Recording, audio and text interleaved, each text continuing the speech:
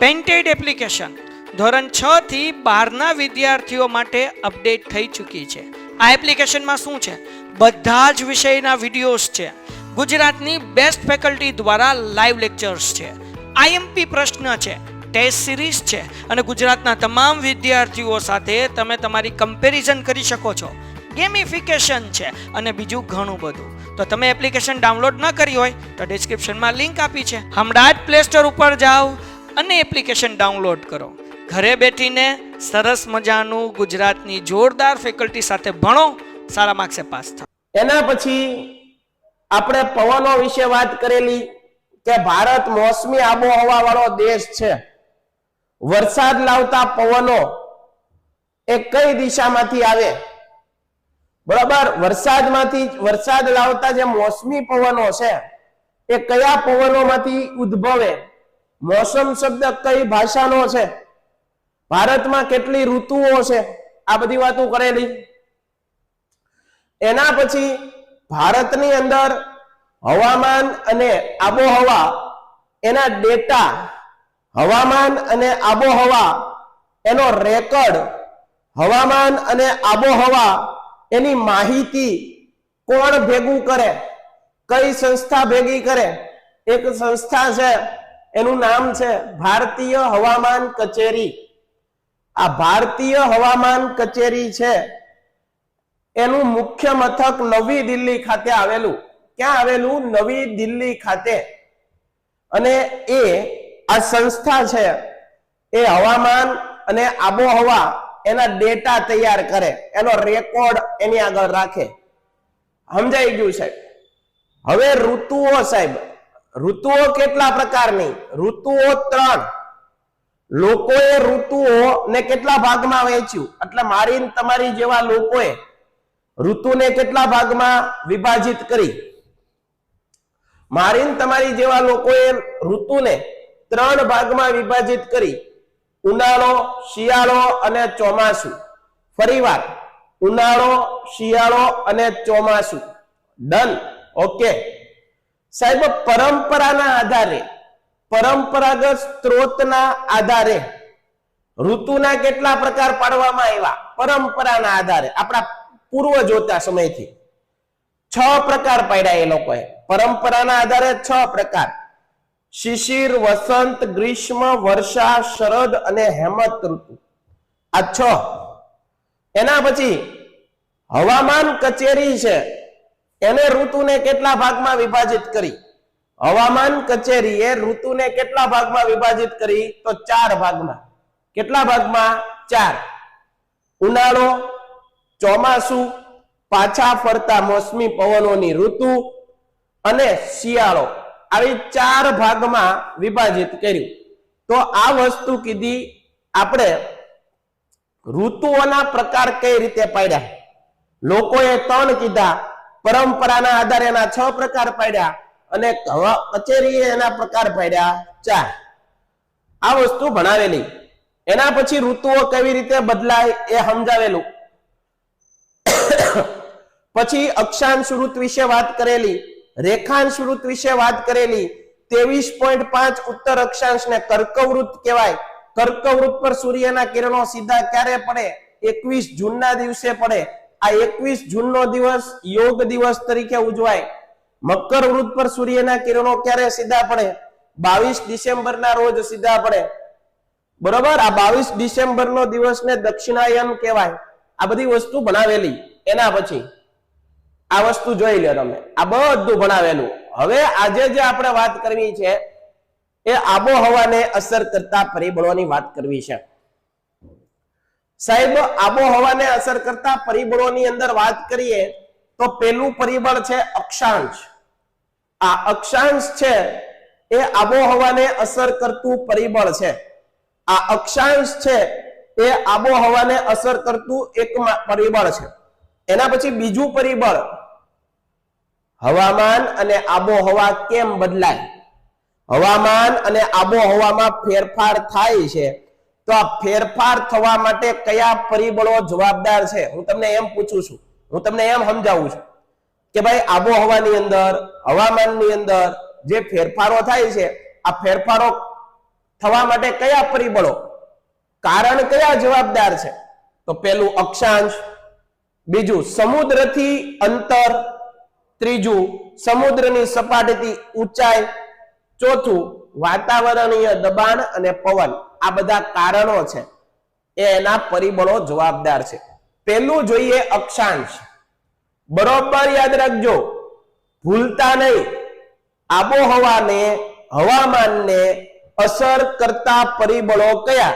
તો તમારા મોઢે જવાબ નીકળવો જોઈએ. પહેલું તો અક્ષાંશ, બીજું સમુદ્રની સપાટીથી અંતર, સમુદ્રની સપાટીથી ઊંચાઈ અને વાતાવરણીય દબાણ અને પવન. પેલું અક્ષાંશ, બરોબર ધ્યાન દેજો. પૃથ્વીની સપાટી પર અક્ષાંશ કોને કહેવાય સાહેબ? અક્ષાંશ એટલે શું? પૃથ્વીની સપાટી પર દોરેલી આડી કાલ્પનિક રેખાને, આડી લાઈન, આડી કાલ્પનિક, કાલ્પનિકનો મતલબ શું? આવી કોઈ લાઈન છે નહીં સાહેબ. પૃથ્વી ઉપર જુઓ તો તમને આ લાઈન દેખાય નહીં, આપણે આપણી સરળતા માટે બનાવી. પૃથ્વીની સપાટી પર દોરેલી આડી કાલ્પનિક લાઈનને અક્ષાંશ કહે છે. શું કહે છે? અક્ષાંશ, આડી કાલ્પનિક લાઈન. બીજું, બે ક્રમિક અક્ષાંશ વચ્ચેનું અંતર, એટલે બે આડી લાઈન વચ્ચેનું અંતર કેટલું? બે આડી લાઈન વચ્ચેનું અંતર કેટલું? 111 કિલોમીટર. વારે વારે પરીક્ષામાં પૂછાય આ પ્રશ્ન. આડી કાલ્પનિક લાઈન અને અક્ષાંશ, બે ક્રમિક અક્ષાંશ વચ્ચેનું અંતર આટલું. પૃથ્વીની સપાટી પર જે આબોહવા બદલાય છે, પૃથ્વીની સપાટી પર જે આબોહવા બદલાય છે, એ આબોહવા બદલાવા પાછળનું કારણ અક્ષાંશ છે.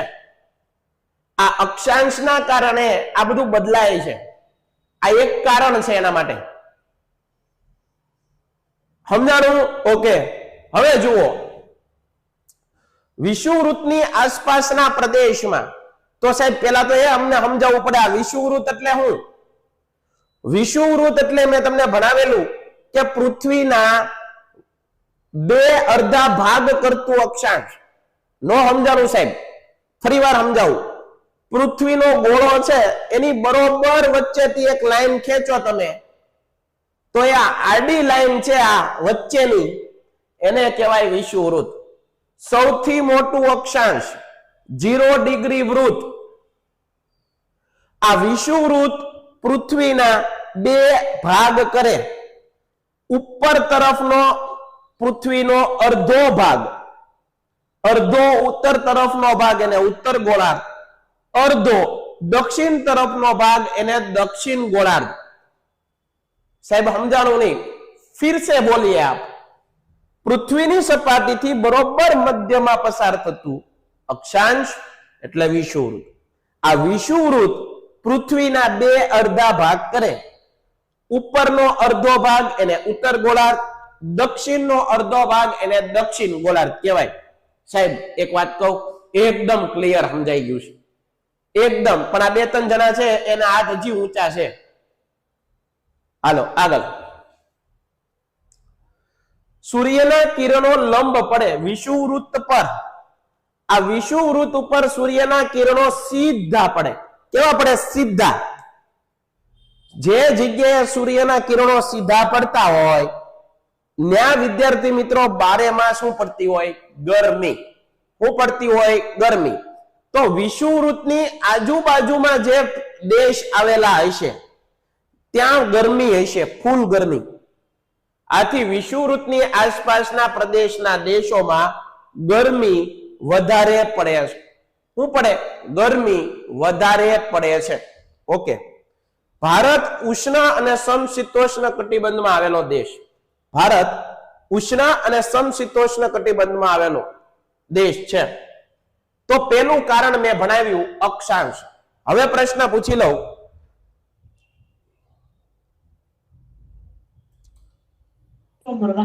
બોલો. Hello sir. બોલો. મને સર આ અક્ષાંશની વ્યાખ્યામાં ખબર ના પડી.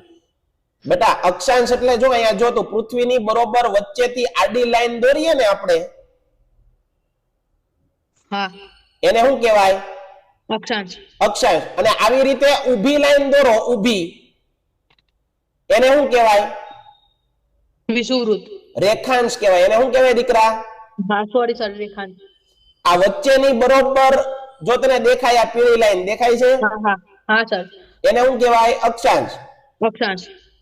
હવે અક્ષાંશ છે આ 0 ડિગ્રી, 0 ડિગ્રી કહેવાય. કેવું કહેવાય? 0 ડિગ્રી.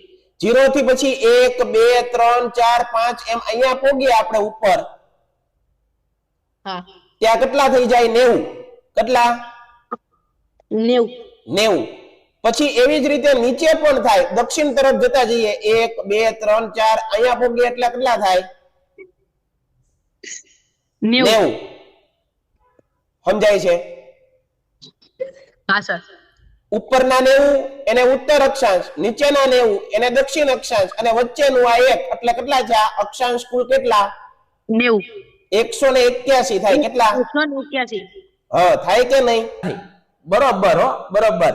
સમુદ્રના કિનારાથી દૂર જતા, સમુદ્રના કિનારાથી દૂર જતા ભૂમિ ભાગમાં આબોહવા વિષમ બનતી જાય. હું કીધું? સમુદ્રના કિનારાથી તમે દૂર જાઓ એમ ભૂમિ ભાગમાં આબોહવા કેવી બને? વિષમ બનતી જાય. કેવી બનતી જાય? વિષમ. તો સાહેબ આ બીજું પરિબળ, પેલું અક્ષાંશ ભણાવ્યું, બીજું તમે કારણ સમજાયું સમુદ્રથી અંતર, આ બીજું કારણ તમે સમજાયું. ત્રીજું કારણ સાહેબ અમને સમજાવો હવે. આબોહવાને અસર કરતા પરિબળમાં સમુદ્રની સપાટીથી ઊંચાઈ, સમુદ્રની સપાટીથી ઊંચાઈ, સમુદ્રની સપાટીથી જેમ જેમ ઉપર જાઓ તમે, દરિયો છે દરિયો, એ દરિયાથી જેમ જેમ ઊંચાઈ તરફ જતા જાઓ, ઊંચાઈ તરફ, એમ હવાનું દબાણ અને તાપમાન કેવું થાય? ઘટતું જાય. હવા કેવી થતી જાય? પાતળી થતી જાય. ઊંચાઈ પર જતા હવા સૂકી પાતળી બનતી જાય. સાહેબ આનું આપણને ખબર છે, તમને દાખલા તરીકે કોઈ ડુંગરો હોય આવી રીતે પર્વત, આ પર્વત ઉપર આવી રીતે એક ભાઈ છે એ ડુંગરો ઉપર ઉપર ચડે તો એને શું ચડે? હાંફ ચડી જાય. શું ચડી જાય? હાંફ ચડે. થાકી જાય. શા માટે થાકી જાય? કારણ કે ઉપરની હવા કેવી હોય? ઉપરની હવા કેવી હોય? પાતળી. એટલે આપણને જોજો ડુંગરો ચડવામાં થાક લાગે. ડુંગરો ચડવામાં શું લાગે? થાક. જમીન પરનો ભેજ ધીમે ધીમે ઊંચે જાય અને પરિણામે આ ભેજના વાદળ અને પછી વરસાદ થાય છે. ઓકે, આગળ જોઈએ. આ ત્રીજું કારણ. હવે વાતાવરણીય દબાણ અને પવન, બરોબર યાદ રાખજો. વાતાવરણીય દબાણ અને પરિબળ આ પણ એક કારણ છે. ભારત ઉત્તર પૂર્વ વ્યાપારિક પવનો વાળા ક્ષેત્રમાં આવેલો દેશ છે. ભારતની અંદર ઈશાન અથવા વ્યાપારિક પવનોના ક્ષેત્રમાં આવેલા જે છે, જુઓ હવે પેલા દિશાઓ જોઈ લો. પેલા તો આપણા દેશમાં દિશાઓ, દિશા કેટલી? 4. ઉત્તર, દક્ષિણ, પશ્ચિમ અને પૂર્વ. ફરીવાર દિશા કેટલી? 4. ઉત્તર, દક્ષિણ, પશ્ચિમ, પૂર્વ. સમજાઈ ગયું? દિશા 4 તો એની વચ્ચેના ખૂણા કેટલા? એ પણ 4 હોય. આ ખૂણા કહેવાય. ઉત્તર અને પૂર્વ વચ્ચેનો ખૂણો એને ઈશાન કહેવાય. એને આપણે ઉત્તર પૂર્વ કહીએ કે એનું બીજું નામ છે ઈશાન. શું છે? ઈશાન. પૂર્વ અને દક્ષિણ વચ્ચેનો જે ખૂણો છે એને આપણે દક્ષિણ પૂર્વ કહીએ. એનું નામ છે અગ્નિ. એનું નામ શું છે? અગ્નિ. દક્ષિણ અને પશ્ચિમ વચ્ચેનો ખૂણો એનું નામ છે નૈઋત્ય. શું છે? નૈઋત્ય. દક્ષિણ પશ્ચિમ કહેવાય. દક્ષિણ પશ્ચિમ. વરસાદ જે પવનો આવે છે, આપણા દેશમાં વરસાદ આવે તો આ વરસાદ કયા પવનો લાવે? તો તમારે કહેવાનું દક્ષિણ પશ્ચિમ માંથી આવતા પવનો અથવા નૈઋત્ય દિશામાંથી આવતા પવનો. અહીંથી જે વરસાદ લાવે એ પવનો આવે છે. નૈઋત્ય, દક્ષિણ પશ્ચિમ વરસાદ લાવતા પવનો. ટપ્પો પડે છે, આપકો ટપ્પા પડતા હે. દાખલા તરીકે આ ભારત દેશ છે, જો અહીંયા ભારત દેશ છે, અહીંથી પવનો આવી રીતે આવે. પેલા કેરળમાં વરસાદ આવે, પછી મહારાષ્ટ્રમાં આવે, પછી ગુજરાતમાં આવે. ટૂંકમાં અહીંથી પવન આવે, ઠંડા પવનો, અને એમાંથી આખા દેશમાં વરસાદ આવે. નૈઋત્ય દિશામાંથી ટપ્પા પડ ગયા. ફરીવાર દિશા કેટલી? દિશા 4. ખૂણા કેટલા? ખૂણા 4. બરાબર. આ ખૂણો કયો કહેવાય? વાયવ્ય કહેવાય, વાયવ્ય. ઉત્તર પશ્ચિમ, પશ્ચિમ ઉત્તર અથવા ઉત્તર પશ્ચિમ, બરોબર? પશ્ચિમ ઉત્તર ખૂણો, પશ્ચિમ ઉત્તર ખૂણો એને વાયવ્ય કહેવાય. ભૂતકાળમાં દરિયાઈ માર્ગે વ્યાપારમાં આ પવનો મદદરૂપ થતા આથી આ પવનોને વ્યાપારિક પવનો કે. આ ઉત્તર પૂર્વના પવનો, આ પવનોના આધારે વેપાર થતો અને આના કારણે એને વ્યાપારી પવનો કહેવાય. યાદ રાખજો, કામની વસ્તુ છે, યાદ રાખજો. આ ભાઈને શું પ્રશ્ન છે એકવાર પૂછી લઉં. ઉત્તરાયણમાં જો ભાઈ ચાઇના દોરી છે ને એને નાગરિક શાસ્ત્ર કઈ લેવા દેવા જ નથી. આપણે માણસ છીએ. શું છીએ? માણસ. અને માણસની ભાઈ જો એક સરસ મજાની આ ભાઈએ પ્રશ્ન કીધો, આખો વિષય ડાયવર્ટ કરી દીધો. પ્રશ્ન પૂછી અને આપણો જે કોન્સેપ્ટ હતો એ આખો ડાયવર્ટ કરી દીધો. એટલે હવે હું તમને 2-4 મિનિટ ભાષણ આપીશ એટલે તમને આ બધું ભૂલાઈ જશે. ચાઇના દોરી આપણે શું કરવાનો વાપરવી જોઈએ? એમાં અને નાગરિક શાસ્ત્રને કાંઈ લેવા દેવા નથી. આપણે માણસ છીએ. એક માણસ, અને આમ ગણીએ તો જીવ છીએ ને, એક જીવ બીજા જીવનું ધ્યાન ન રાખે. એવું કહેવાય કે પૃથ્વી ઉપર સૌથી વધારે બુદ્ધિશાળી જો ભગવાને કોઈને બનાવ્યું હોય તો એ માણસ છે. અને માણસ જ્યારે બીજા જીવોની જાળવણી ન કરે, બીજા જીવોને ધ્યાન રાખવાનું કામ ન કરે તો એ માણસ નો કહેવાય, પશુ સમાન કહેવાય. હવે આ ચાઇના દોરી છે એ તૂટતી નથી. કોઈકના ગળામાં વાગી હોય, કોઈક પ્રાણીઓની પક્ષીઓની પાંખમાં આ દોરી વાગી હોય તો કેટલા અબોલ જીવો જે બોલી નથી શકતા તમારી જેમ, એ અબોલ જીવ છે એને નુકસાન થાય, બરોબર? અને એની મૃત્યુ પણ થઈ જાય. કેટલા જીવ મરી જતા હશે આવી દોરીના કારણે. તો આપણામાં માણસાઈ હોય. એક આપણે શોખ છે એ આપણે મનોરંજન માટે કરીએ છીએ. તહેવારો ઉજવવા જોઈએ, પણ આ તહેવારો બીજા જીવને હિંસા કરવા માટે નથી કરતા આપણે, બરોબર? એ દોરી છે, કોઈ બાઇક લઈને જતો હોય અને એના ગળામાં આવી હોય તો દોરી અંદર અંદર બેઠી જાય અને ગળું કપાઈ જાય. તો આનો મતલબ એમ થયો તમે આડકતરી રીતે કોઈકનો જીવ લીધો. તો એના માટે આપણે આ દોરીનો ઉપયોગ કરવો જોઈએ નહીં. આગળ હવે જુઓ, પ્રશ્ન પૂછાય ભારતીય આબોહવા. ભારતના વિસ્તારથી દૂર આવેલા કેટલાક પ્રદેશોમાં આબોહવામાં વિશિષ્ટ ઘટના આકાર લે છે. આ પ્રશ્ન કામના છે. તમને મેં પીડીએફ મોકલી દીધી છે. તમે એમ કહો છો ને આઈએમપી, આ બધું વાંચજો, આવું પરીક્ષામાં પૂછાય. તમને આઈએમપી આ ચેપ્ટર શરૂ કર્યું ને પેલા મેં તમને આની પીડીએફ મોકલી દીધી હતી. વારે વારે પીડીએફ પણ ન મોકલવાની હોય ને, મેં મોકલી દીધી હતી તમને. તો ભારતીય આબોહવા, ભારતના વિસ્તારથી દૂર આવેલા, ભારતથી દૂર આવેલા કેટલાક પ્રદેશમાં આબોહવામાં કેટલીક વિશિષ્ટ ઘટના આકાર લે છે. ભારતથી દૂર આવેલા પ્રદેશમાં કેટલાક એવા પ્રદેશો છે એના વિશિષ્ટ ઘટના આકાર લે છે. આ વિશિષ્ટ ઘટનાઓ થોડા સમય પૂરતી હોય છે, એટલે કે વાતાવરણની અંદર આવી ઘટનાઓ જોવા મળે છે. સાહેબ આ બધાના નામ કોને રાખ્યા? સાહેબ તમે રાખ્યા? નહીં, મેં નથી રાખ્યા. જે મહાન ભૂગોળ વેતા હોય ને, મહાન જે લોકોએ આખી જિંદગી ભૂગોળ ભણ્યા હોય, આ ભૂગોળ વેતા હોય ને એ લોકોએ આ ઘટનાના નામ રાખ્યા છે. કઈ કઈ ઘટના અહીંયા ધ્યાન આપો. પહેલી છે આઈટીસી ઝોન.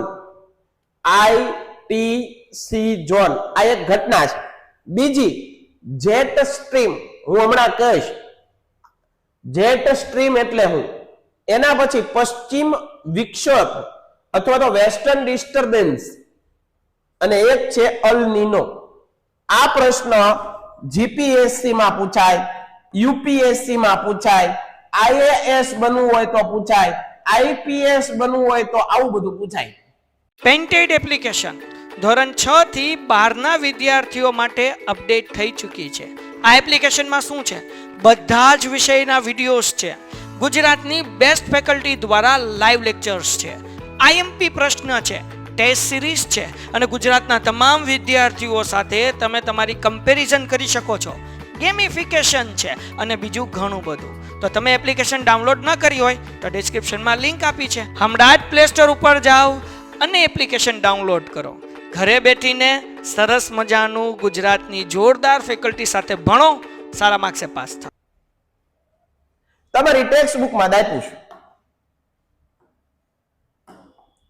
તો શાંતિથી જુઓ. પેલા તો એ વસ્તુ સમજાવો, આ વિશિષ્ટ ઘટના જોવા ક્યાં મળે? તો આબોહવાની અંદર, વાતાવરણની અંદર ક્યારેક ક્યારેક, દરેક સમયે નહીં, ક્યારેક ક્યારેક આવી ઘટનાઓ જોવા મળે છે. ક્યારેક ક્યારેક, હજી બોલું છું, ક્યારેક ક્યારેક શું જોવા મળે? આવી ઘટનાઓ જોવા મળે છે. એક એક ઘટના જોઈએ. ચાલો, પેલું છે જેટ સ્ટ્રીમ અથવા જેટ પવનો. શાંતિથી સમજજો ભાઈ, જેટ સ્ટ્રીમ અથવા જેટ પવનો એટલે શું? બરોબર, દાખલા તરીકે આ પૃથ્વીનો ગોળો છે, માની લો પૃથ્વીનો ગોળો. આ વચ્ચેનું જે અક્ષાંશ છે એને આપણે શું નામ આપ્યું હતું? 0 ડિગ્રી, વિષુવવૃત્ત આપ્યું હતું ને. તો વિષુવવૃત્ત, આ વચ્ચેનો અક્ષાંશ વિષુવવૃત્ત છે. એની સમાંતરે, જો આ એની સમાંતર 30 ડિગ્રી અક્ષાંશ છે, 8 થી 15 કિલોમીટર. જો શું છે અહીંયા ધ્યાન આપો, પૃથ્વીના બંને ગોળાર્ધમાં, બંને ગોળાર્ધ એટલે આ પૃથ્વીનો એક ઉત્તર ગોળાર્ધ થયો. આ ગોળાર્ધ કયો છે? ઉત્તર ગોળાર્ધ. આ ગોળાર્ધ કયો છે? દક્ષિણ ગોળાર્ધ. ઉત્તર ગોળાર્ધ. આ કયો છે? દક્ષિણ ગોળાર્ધ. ઉત્તર ગોળાર્ધ, આ દક્ષિણ ગોળાર્ધ. પૃથ્વીની બરોબર મધ્યમાંથી એક વૃત્ત પસાર થાય, ઉપરનું ઉત્તર ગોળાર્ધ, દક્ષિણ ગોળાર્ધની અંદર અમુક કિલોમીટર સુધી 30 અક્ષાંશમાં 8 થી લઈને 15 કિલોમીટર, 8 થી 15 કિલોમીટર લંબાઈમાં 400 કિમીની ઝડપે, વિચાર કરો, આ પૃથ્વીનું વિષુવવૃત્ત, એની ઉપર ઉત્તર ગોળાર્ધમાં અને દક્ષિણ ગોળાર્ધમાં જે 30 અક્ષાંશ આવેલો છે, 30 ડિગ્રી, ત્યાં 8 થી 15 કિલોમીટરનો વિસ્તાર એવો છે, ત્યાં ક્યારેક ક્યારેક 400 કિલોમીટરની સ્પીડ, વિચાર કરો, 400 કિલોમીટરની સ્પીડે પવન ફૂંકાવા માંડે. શું ફૂંકાય છે? 400 કિલોમીટરની સ્પીડે પવન ફૂંકાય છે. અને આવા પવનોને જેમ સ્ટ્રીમ અથવા જેટ સ્ટ્રીમ અથવા એવું કહેવામાં આવે છે. કેટલાને સમજાણું? જેટ સ્ટ્રીમ તરીકે ઓળખવામાં આવે છે. બરોબર?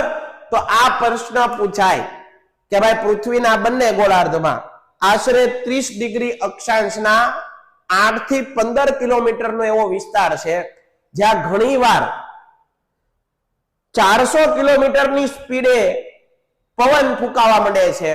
અને આ ઘટનાને જેટ સ્ટ્રીમ કહેવાય. આ ઘટનાને જેટ સ્ટ્રીમ કહેવામાં આવે છે. સાહેબ સમજાઈ ગયું? પાક્કું? હાલો આગળ.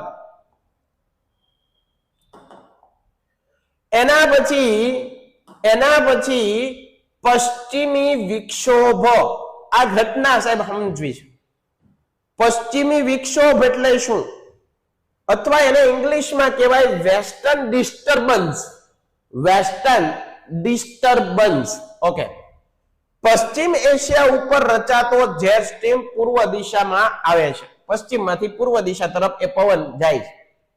તેની અસર એશિયાના દેશો જેવા કે ભારત, પાકિસ્તાન, અફઘાનિસ્તાન ઉપર આવે છે. પશ્ચિમથી જે ઠંડા પવનો છે એ પૂર્વ તરફ આવે છે અને એમાં એશિયાના ઘણા દેશો, ભારત, પાકિસ્તાન, અફઘાનિસ્તાન ઉપર એનો અસર વર્તાય. આ પવનોની સાથે ધૂળના તોફાન, વંટોળિયા આવું બાંગ્લાદેશ સુધી અસર પહોંચાડે છે. શિયાળામાં ઉત્તર ભારતના કેટલાક વિસ્તારમાં આ વિક્ષેપ ઉભા થાય અને પરિણામે કમોસમી વરસાદ થાય અને ખેત પાકને નુકસાન થાય. સમજાણું? ઓકે, આગળ. હવે અલ નીનો, મોસ્ટ આઈએમપી, મારા દ્રષ્ટિએ મોસ્ટ આઈએમપી અલ નીનો. સાહેબ આ વળી કેવો નીનો? આવા શબ્દો તો કોઈ દી સાંભળાય નથી. અલ નીનો ને પશ્ચિમી વિક્ષોભ ને જેટ સ્ટ્રીમ ને આ બધું શું છે? હે સાહેબ, આ બધું શું? હે સાહેબ આવું કઈ આપણને આવડતું નથી, આમાં તમે અમને ડખે ચડાવો છો, આ મને સમજાતું કાંઈ નથી. સમજાવું, અલ નીનો કઈ ભાષાનો શબ્દ છે? તો પેલા તો એ યાદ રાખો, સ્પેનિશ ભાષા. કેવી ભાષા? સ્પેનિશ. એનો અર્થ થાય નાનું બાળક. અરે સાહેબ નાનું બાળક ને ભૂગોળ ને શું લેવા દેવા? નાના બાળક અને ભૂગોળ ને કઈ લેવા દેવા નહીં. આ બધા હું તમે સાહેબ શરૂ શું કર્યું? આ એક તો અમે આખો દિવસ ભણતા હોઈએ, રાતે તમારો લેક્ચર હોય અને અત્યારે તમે આવી અમને વાતો કરો, અમને કંટાળો આવે છે. અલ નીનો શબ્દ સ્પેનિશ ભાષાનો, એનો અર્થ થાય નાનું બાળક. હવે સાંભળો, પેરુના માછીમારોએ, પેરુ નામનો એક દેશ છે, પેરુ નામનો એક શું છે? દેશ. પેરુના માછીમારોએ બાળ ઈસુના નામ પરથી, ઈસુ ભગવાન, આ નાતાલ ઉજવીએ ને, બાળ ઈસુના નામ પરથી આ શબ્દ ઉતરી આવ્યો છે. હવે સાહેબ આ ઘટનામાં થાય શું? આમાં શું થાય? તો અહીંયા ધ્યાન આપો. સામાન્ય રીતે આ ઘટના નાતાલ એટલે કે 24 ડિસેમ્બર થી 31 ડિસેમ્બરનો જે સમયગાળો છે, નાતાલની આસપાસના દિવસમાં જોવા મળે. પહેલો પ્રશ્ન તમને એમ પૂછું કે સાહેબ અલ નીનો નામની ઘટના ક્યારે જોવા મળે? તો તમારો પહેલો જવાબ શું હોય? નાતાલની આજુબાજુના દિવસોમાં. બીજો પ્રશ્ન, અલ નીનો શબ્દ કઈ ભાષાનો છે? સ્પેનિશ ભાષાનો. અલ નીનો શબ્દનો અર્થ શું થાય? નાનું બાળક. કોના નામ પરથી આ શબ્દ લેવામાં આવ્યો? બાળ ઈસુના નામ પરથી. કારણ કે આ મહિનો કયો હોય જ્યારે આવી ઘટના જોવા મળે? ત્યારે ડિસેમ્બર અને નાતાલનો સમય. વાતાવરણીય તથા સામુદ્રિક અસરો દક્ષિણ અમેરિકાના પેરુ દેશની પશ્ચિમે પેસિફિકના કિનારા ગરમ પ્રવાહ ઉદ્ભવે. આમાં શું થાય? ગરમ પ્રવાહ ઉદ્ભવે. આ પ્રવાહ પશ્ચિમ તરફ વહે અને તેની અસર ભારતને અનુભવાય. જ્યારે અલ નીનોની ઘટના અનુભવાય ત્યારે ભારતના વર્ષા ઋતુના સમયગાળામાં મોટા ભાગમાં ફેરફાર જોવા મળે છે. સાહેબ આ બધી ઘટનાઓ છે એ નિરંતર જોવા મળે?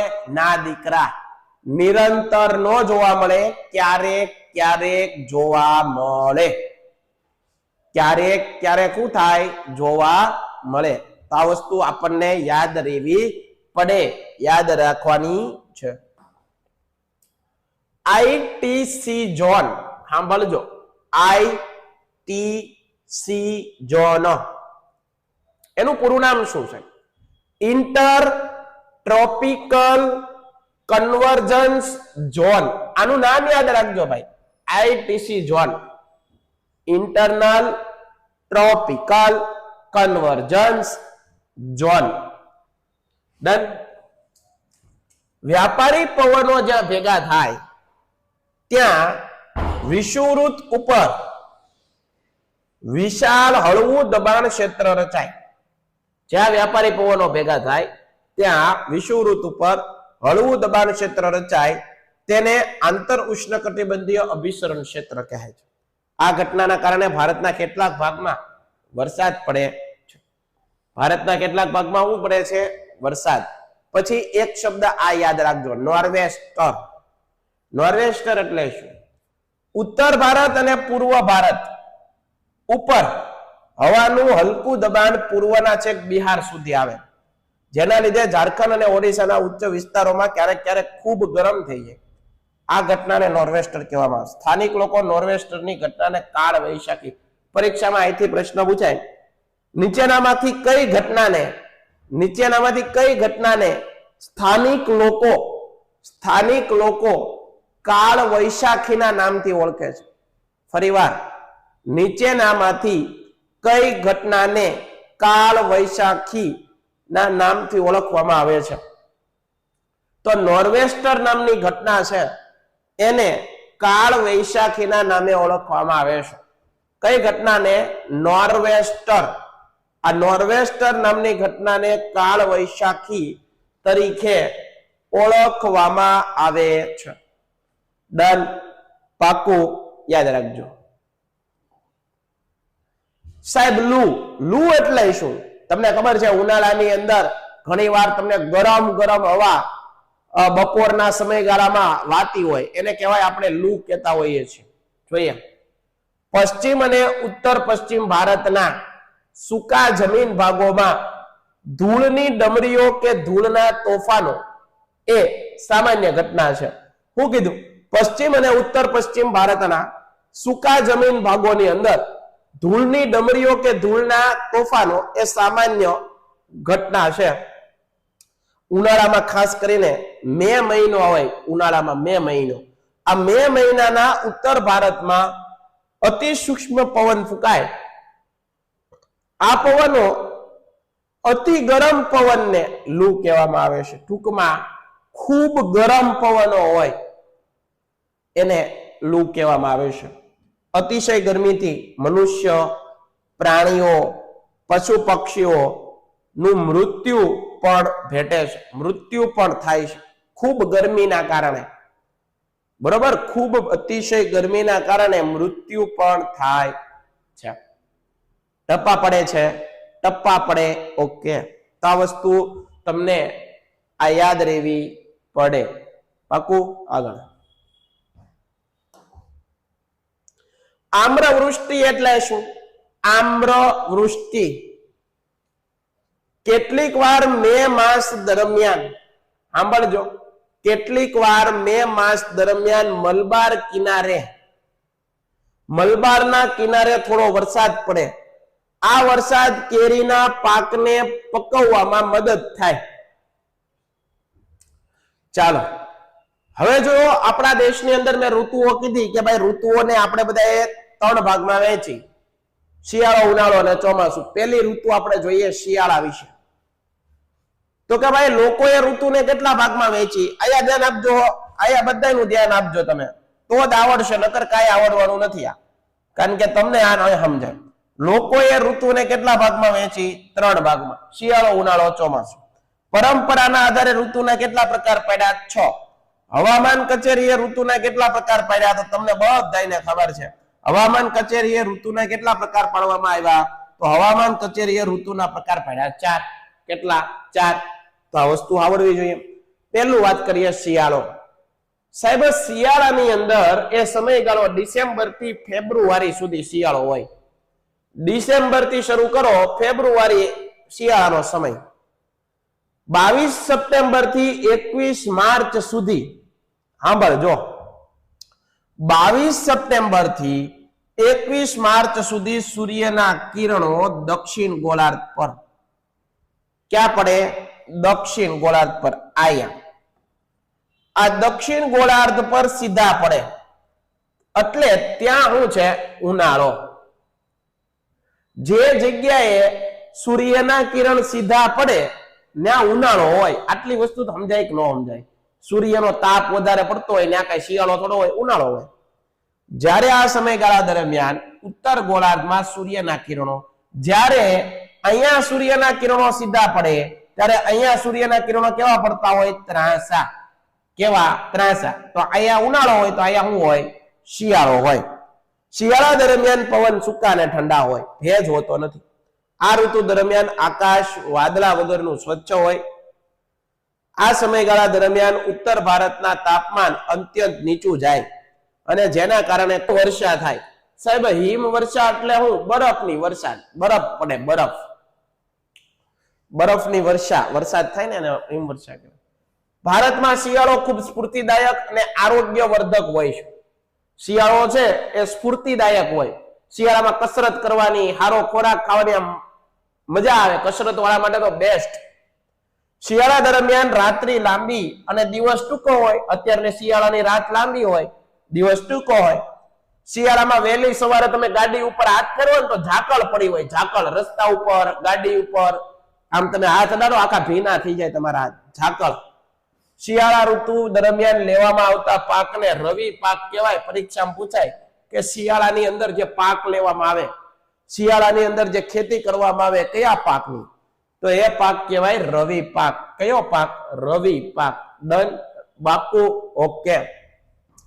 સાહેબ, ઉનાળાની વાત કરીએ. સાહેબ, ઉનાળાને આપણે ગ્રીષ્મ ઋતુ તરીકે ઓળખીએ. સમયગાળો માર્ચ થી લઈ અને મે, આ સમયગાળો છે એ છે ગ્રીષ્મ ઋતુ. ઉનાળો, ઉનાળો કહેવાય આને. ઉનાળો એ ઉનાળો છે. ઉનાળાનો સમય માર્ચ થી મે નો હોય. ઉનાળા દરમિયાન લેવામાં આવતા પાકને જાયદ પાક કહેવાય. ઉનાળા દરમિયાન વાતાવરણનું તાપમાન કેવું હોય તો ઊંચું હોય. સૂર્યના કિરણો કેવા પડતા હોય? સીધા પડતા હોય. આપણે બળી જઈએ એટલો તાપ પડતો હોય. બપોરે લૂ લાગતી હોય, પછી છાશ પીવી પડે, લીંબુ શરબત પીવું પડે, હે ને? આવું બધું આપણે ઠંડુ પીતા હોઈએ. શું કરવા? ગરમીથી બચવા માટે, હે ને? તો ઉનાળો.